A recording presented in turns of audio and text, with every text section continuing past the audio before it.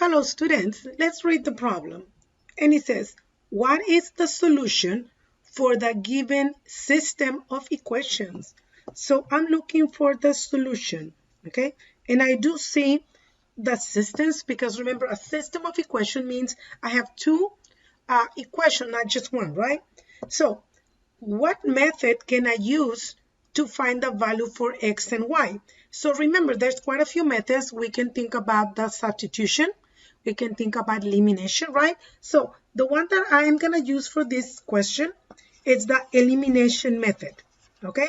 And basically, in the elimination method, I'm trying to eliminate one of the variables, right? I'm trying to eliminate either the x or the y.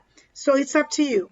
So the one that I'm going to try to eliminate is going to be the second negative 4x, the one on the second equation, because on the top, I already have 8x.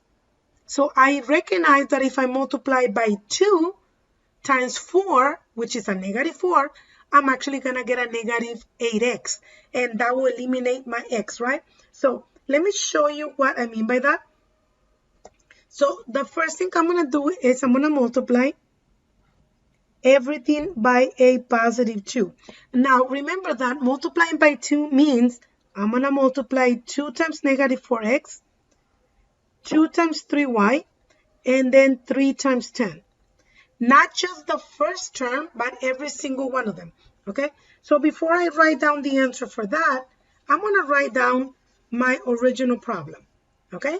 So I have it right there, and I erased it, so let me write it down again. There we go. So I wrote my first equation. I'm not changing anything from the first one.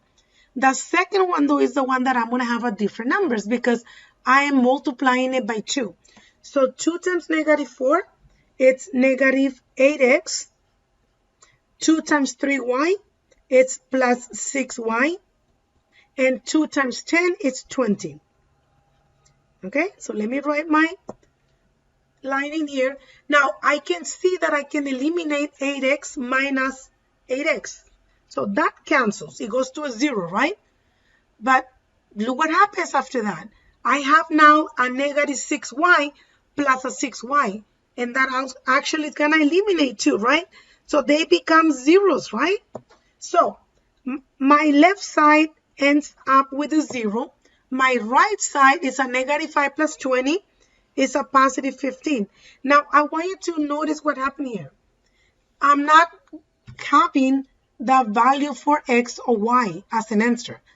My statement says 0 is equals to a 15. And we know that this is not true.